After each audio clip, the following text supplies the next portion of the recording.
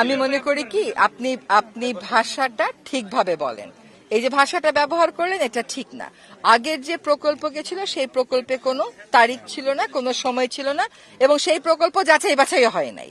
এখন যাচাই বাছাই না হয়ে কেন টাইম দিলাম?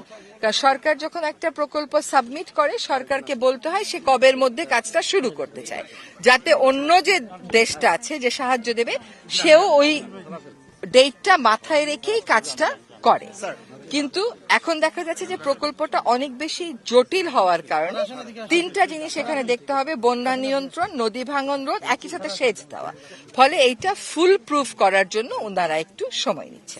অন্যান্য বারের থেকে এবারে ডিফারেন্ট কেন জানেন? এবারে আমরা বিস্তারিত কাজ করেছি।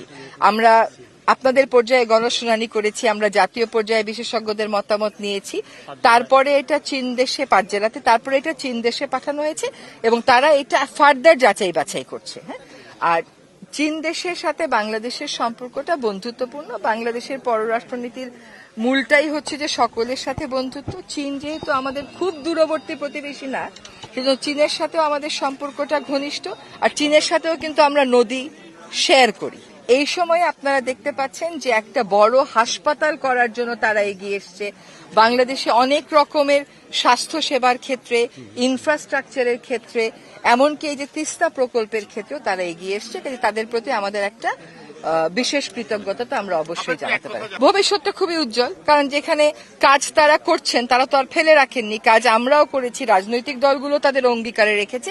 কাজে ভবিষ্যৎ, আমি আবারও আপনাদেরকে বলছি, হতাশা ছড়িয়েন না। আপনাদের এই যে ভাষা ব্যবহার করে প্রশ্ন করা, এটা কিন্তু হতাশা হওয়ার হয়তো কারণ আছে, কিন্তু আপনি যদি হতাশ হয়ে যান আপনার লাভটা কি? হতাশা ছড়িয়ে হতাশ হয়ে লাভ নেই তো কোনো, বরং আশার একজন রাষ্ট্রদূত এসছেন, আমি এসছি, নিশ্চয়ই এখানে আসার বড় বেশি জায়গা আছে বলেই আমরা এসেছি।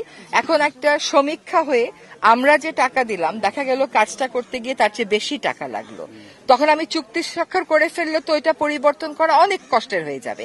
বরং এমন একটা প্রক্রিয়ার ভিতর দিয়ে যাই যে উভয় দেশের জন্য এই বিষয়টা সহনশীল হয় এবং জনগণ ঠিকভাবে উপকৃত হয়। টাকার অঙ্ক না জানলে আপনি কেমন করে চুক্তি করবেন? কিন্তু মেমোরান্ডাম অফ আন্ডারস্ট্যান্ডিং আছে, সমঝোতা স্বাক্ষর আছে।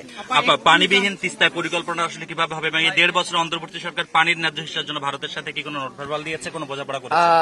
পানির ন্যায্য হিস্যা এটা একটা চলমান প্রক্রিয়া। আপনি 54 বছরের কথাটা আগে জিজ্ঞেস করেন, তারপরে 1.5 বছরের কথাটা জিজ্ঞেস করেন। আর 2 নম্বর কথা হচ্ছে, এগুলো যেহেতু বড় রাজনৈতিক ইস্যু, আমরা মনে করি নির্বাচিত সরকার এসে এটা করাটাই ভালো।